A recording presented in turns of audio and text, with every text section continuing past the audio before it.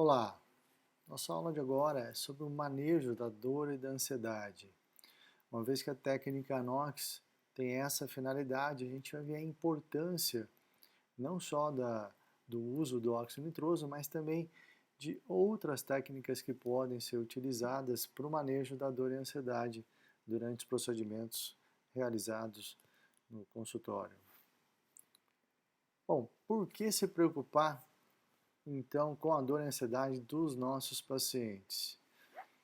A dor, segundo a Associação Internacional para os Estudos da Dor, é uma experiência sensorial e emocional.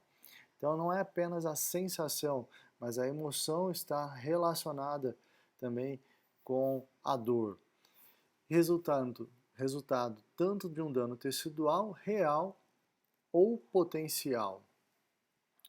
O grande problema é que na medicina nós somos os grandes causadores da dor em nossos pacientes, né? E o termo dor induzida por definição, é uma dor de curta duração causada pelo profissional de saúde ou por uma determinada terapia em circunstâncias nas quais a sua ocorrência é previsível e evitável através de profilaxia adequada. Aqui o mais comum são as vacinações, né? Tem trabalhos que mostram que muitas pessoas evitam as vacinações por conta da dor induzida pelas injeções, e em especial pela fobia, pela ansiedade exagerada que essas pessoas têm em relação às agulhas, como eu vou demonstrar em alguns estudos. A ansiedade vem grudada com a dor, até porque uma retroalimenta a outra. E a ansiedade nada mais é que um sentimento inespecífico de apreensão, preocupação, inquietude ou temor, cuja fonte pode ser vaga ou desconhecida, mas ela é uma reação racional. Já o medo é um sentimento de terror ou pavor relacionado com uma fonte identificável. A fobia já é um medo persistente e irracional de algo específico, como um objeto, ou um bicho, como uma aranha, uma atividade ou uma situação que resulta em esquiva ou um desejo de fuga do estímulo do qual se tem medo. Esse é um medo excessivo ou não razoável, que vocês vão ver em alguns trabalhos que eu vou mostrar, que gera uma série de reações orgânicas nesse indivíduo quando em exposição a essa fonte que gera essa ansiedade excessiva nele. Em relação à dor induzida, quando a gente vai para algumas publicações em dermatologia, 54,6% dos pacientes experimentam dor de moderada a intensa durante um procedimento, né? Procedimentos como botox, preenchimento ou até pequenas cirurgias em consultórios dermatológicos. Em reumatologia, quase 32% dos pacientes experimentam dor de moderada a intensa durante um procedimento terapêutico de curta duração, injeções de infiltração ou punções. A grande questão é que se nós estamos induzindo essa dor, nós temos que aprender a manejar, a fazer a profilaxia dela, não apenas da dor, mas também da ansiedade que ela gera.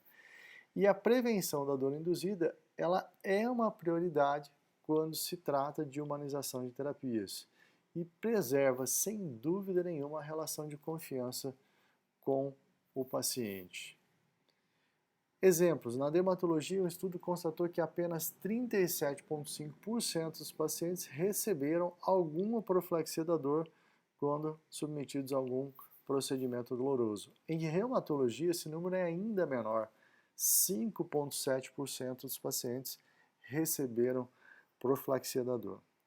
E essa falta de cuidado que existe na medicina acaba criando uma grande quantidade de pacientes fóbicos, que é o que eu vou mostrar para vocês em alguns estudos científicos.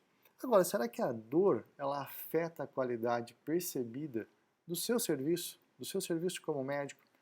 Numa emergência de um hospital americano, com 2.700 pacientes entrevistados, eles avaliaram com os pacientes a classificação do controle da dor quando eles chegavam à emergência. Então esses pacientes tinham que classificar, olha, como foi o controle que nós, hospital, o nível, a nota que você dá do controle da sua dor quando você chegou à emergência. Aqueles pacientes que classificaram a nota do controle da dor como excelente, classificaram o serviço do hospital como excelente em 79% das vezes. Então, 79% dos pacientes que consideraram o controle da dor como excelente deram nota excelente para o serviço do hospital como um todo. Aqueles que classificaram o controle da dor como não excelente, apenas 21% classificaram o serviço do hospital como excelente. Então, para mostrar para vocês que o controle da dor efetivo te dá um nível de satisfação do seu serviço muito maior por parte do paciente. No Hospital John Hopkins, nos Estados Unidos, eles entrevistaram 4.000 pessoas. O que é mais interessante, eles foram perguntar para os pacientes o que eles achavam mais importante durante a internação deles no hospital.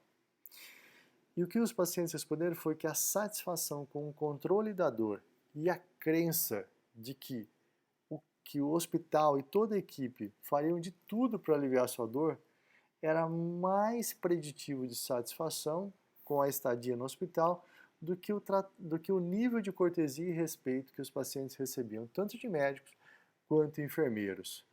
O odds ratio de um paciente satisfeito foi de 4,86 maior quando a dor era controlada dentro do hospital de forma satisfatória.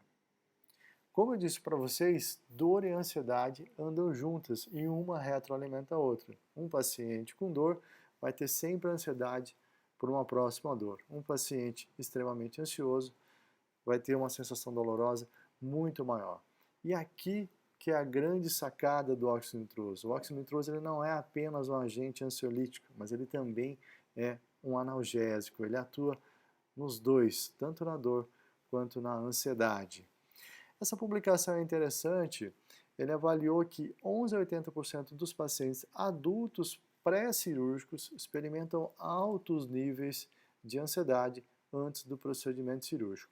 E o que essa ansiedade pode causar nele no pós-operatório?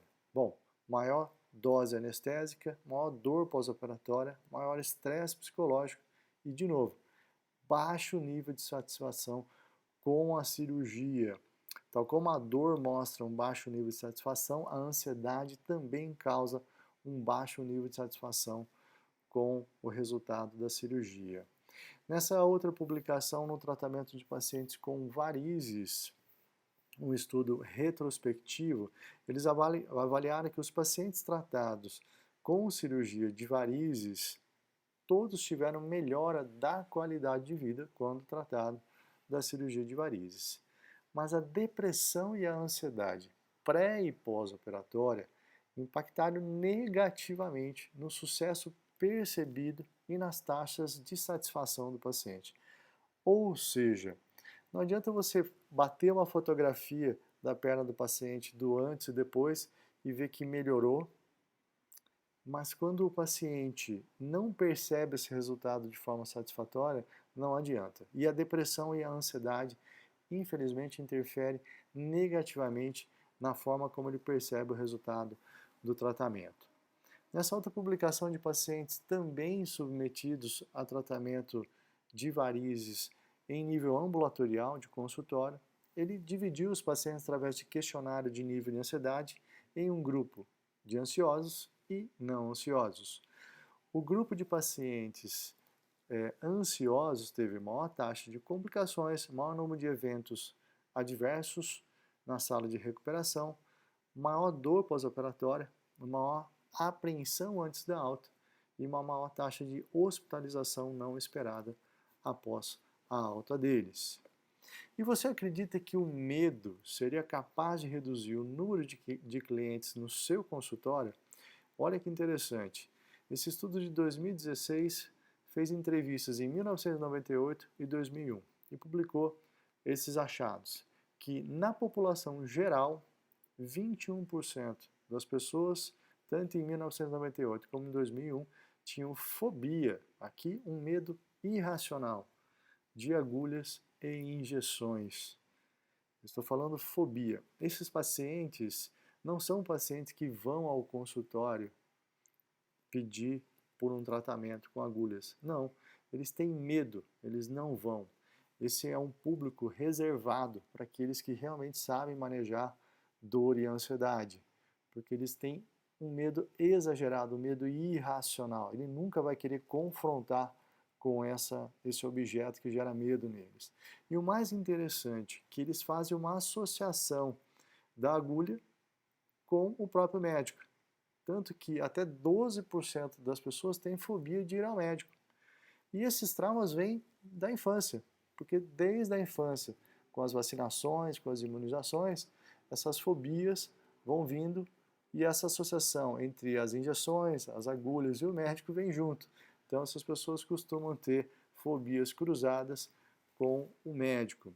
E o mais interessante é que esses pacientes, 75% deles, quando exposto, né, a uma agulha, vão ter uma resposta vasovagal. O que é isso? Esses pacientes inicialmente têm uma liberação de adrenalina e noradrenalina muito grande, que vão causar um aumento da frequência cardíaca e da pressão arterial, seguidas de uma diminuição brusca, quase sempre imediata, da pressão, que pode levar ao desmaio. E existem até 23 mortes relatadas na literatura em decorrência de uma resposta vasovagal por fobia de agulhas. Ou seja, tal é a intensidade da resposta que esses pacientes têm. E é interessante que até 80% dessas pessoas com fobia por agulha relatam um parente de primeiro grau com uma forte resposta fóbica. Então, na nossa anamnese, na nossa investigação, a gente pode perguntar isso, porque é comum a gente ter esse antecedente familiar. Essa publicação é interessante. Um autor publicou que em 523 procedimentos de tratamento de safena com radiofrequência em consultório, houve 18 cancelamentos no dia da cirurgia. E olha que interessante que entre os cancelamentos, 2,5% dos cancelamentos aconteceram por fobia de agulha. Neste caso, os procedimentos eram realizados apenas com anestesia local e como o médico não tinha nada para poder amenizar a ansiedade e controlar a fobia desse paciente, o procedimento teve que ser cancelado. Agora, quando a gente olha as opções do manejo da dor e ansiedade dos nossos pacientes, existem diversas opções. Obviamente que no consultório nós podemos utilizar a própria verbalização, técnicas de distração, como a televisão, a música, como eu vou mostrar para vocês, a anestesia local é fácil de se utilizar, a hipnose também é uma boa alternativa para procedimentos em consultório, mas para alguns procedimentos, onde o nível de dor é maior, isso nem sempre é suficiente. E aí a gente precisa entrar num outro campo, que é o campo da sedação. E no campo da sedação, para o consultório, a gente precisa de um aparato maior e de um conhecimento técnico-científico maior. A grande questão é que a sedação, dependendo do tipo que você utilizar, ela pode variar do leve para o profundo, sem você às vezes perceber. E uma sedação profunda é óbvio que pode trazer riscos para o seu paciente. De todas as opções de sedação que a gente encontrou, sem dúvida nenhuma, a que nós mais nos interessamos, e é isso que nós estamos aqui demonstrando para vocês, é a sedação inalatória, é aquilo que nos mostrou mais segurança e também nos trouxe bastante um perfil de resultado muito grande para o paciente ambulatorial, que foi aí que houve o desenvolvimento da técnica NOX, que é a analgesia e sedação com óxido nitroso. Mas eu quero mostrar para vocês o que as outras técnicas podem trazer para vocês em termos de resultado.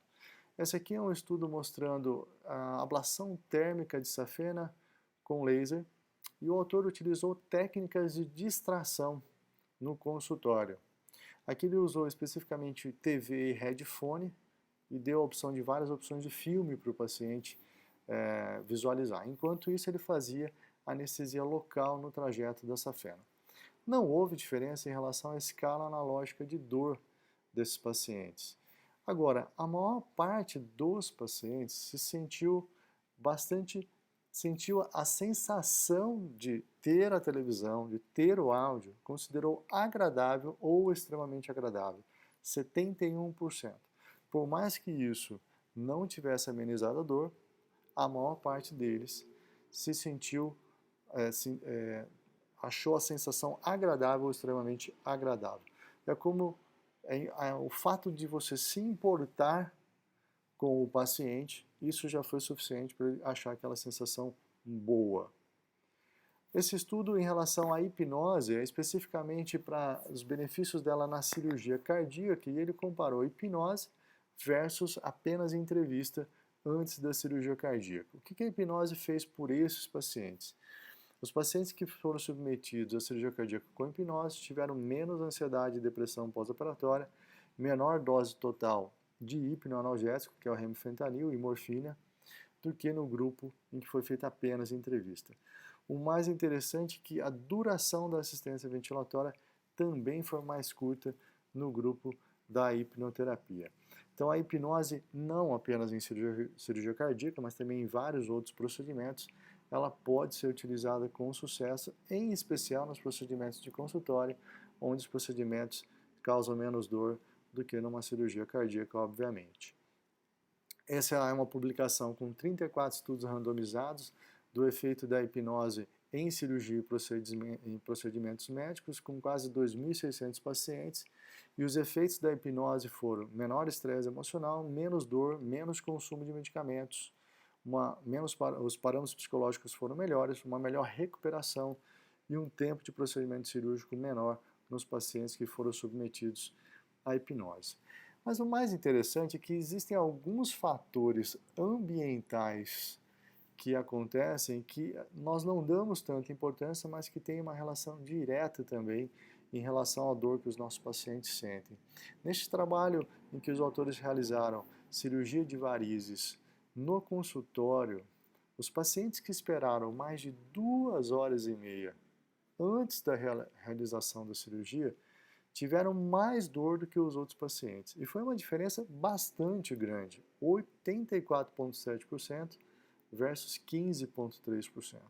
Então, coisas que nos parecem pouco importantes causam uma diferença bastante grande do nível de dor. Obviamente que os pacientes que ficaram um grande período na sala de espera, o nível de ansiedade deles antes do procedimento foi muito maior e isso acabou gerando mais dor do que no paciente que foi atendido mais rapidamente. Agora, nesse mesmo trabalho, eles pesquisaram o nível de dor entre 2 cirurgiões vasculares que fizeram cirurgia em 2 centros diferentes. Apesar da mesma solução anestésica utilizada entre os 2 cirurgiões, o nível de dor foi diferente entre esses 2 cirurgiões com significância estatística. Mas o que tem de diferente entre esses 2 cirurgiões? O grau de experiência. Então, o grau de experiência do médico, do controle da situação, do controle do procedimento, da distração do paciente, tem toda a importância no resultado do controle da ansiedade e da dor dos procedimentos ambulatoriais. Novamente, outras técnicas que nós podemos utilizar com efeito de distração que tem bons resultados. A música. Essa é uma publicação com mais de 4.000 artigos. Foram incluídos 73 artigos randomizados. Quais foram os efeitos da música em pacientes que foram submetidos a cirurgias? Redução da dor pós-operatória, redução da ansiedade, redução do uso de analgésicos, melhor satisfação do paciente, mas não altera o tempo de internação. Agora, qual é o melhor tipo de música, Elias, para o paciente que vai ser submetido à cirurgia? É interessante também que a música ela é efetiva mesmo em pacientes sob anestesia geral. Se esse paciente estiver sob anestesia geral, você colocar música para ele, você tem um resultado, um benefício também, mesmo ele estando sob anestesia geral. Eu vou mostrar para vocês por que daqui a pouco. Em relação ao tipo de música, não há uma música específica na literatura que seja melhor para determinado paciente ou não. A sugestão é deixa o cliente escolher.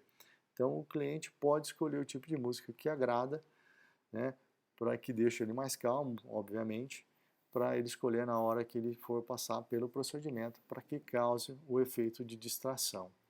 Essa publicação é interessante que eles fizeram uma monitorização da atividade cerebral com o índice BIS.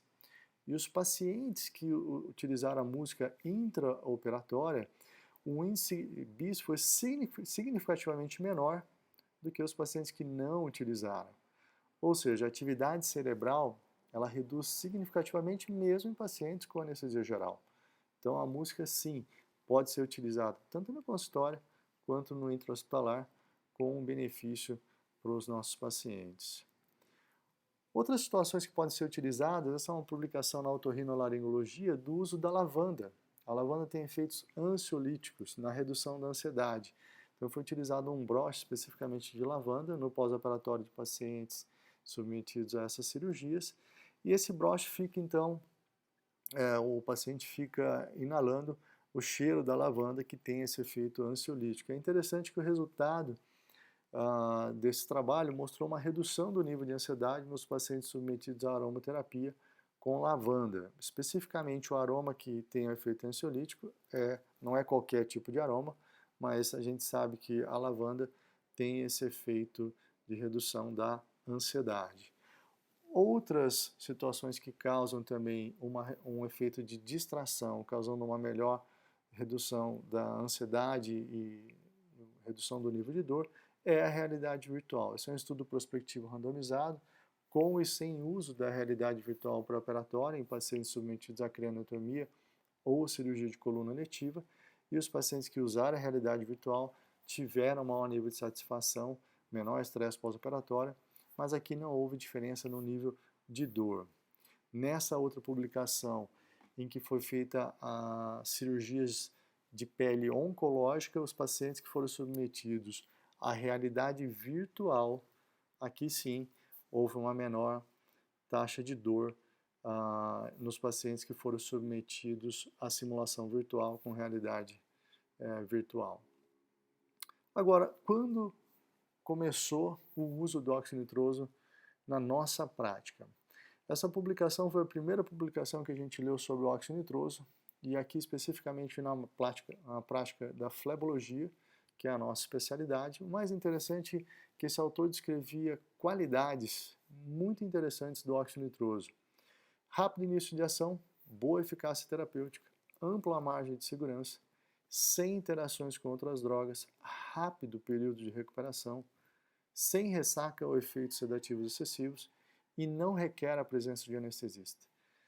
Quando eu li essas qualidades do óxido nitroso, eu entendi que o óxido nitroso poderia ser uma grande ferramenta para o uso dentro do consultório e de forma extremamente segura.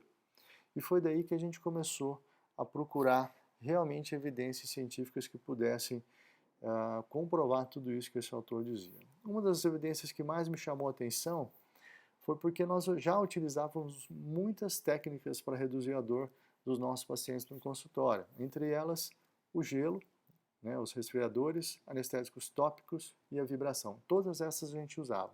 E essa publicação comparou tudo isso com o óxido nitroso. E o que chamou a atenção é que o óxido nitroso foi que causou maior redução da dor em relação às injeções do anestésico local. Ou seja, o óxido nitroso, dentre todas as técnicas que a gente utilizava na nossa prática, era superior a tudo que a gente fazia e ainda com uma margem de segurança bastante grande. E foi isso que nos fez aprofundar o conhecimento no uso do óxido nitroso e trazer para vocês toda essa capacitação na técnica NOX, que é o que a gente vai mostrar nas próximas aulas. E também mostrar para vocês o quanto isso trouxe na nossa prática de valor agregado aos procedimentos que a gente vem realizando dentro do nosso consultório. Porque é muito comum, e acredito que na realidade de vocês também seja, os nossos pacientes, em especial aqueles pacientes que vêm para os procedimentos de estética, reclamarem muito que eles precisam ter que pagar para sofrer. E hoje vocês podem ter uma resposta pronta para eles. Por que sofrer? Porque a técnica NOX com toda certeza veio para resolver essa falta de humanização no tratamento dos pacientes dentro do nosso consultório. A gente vai poder falar mais na próxima aula, onde a gente vai poder estudar as características desejáveis do óxido nitroso e entender porque ele tem tantas qualidades que cabem dentro do nosso consultório. Até lá!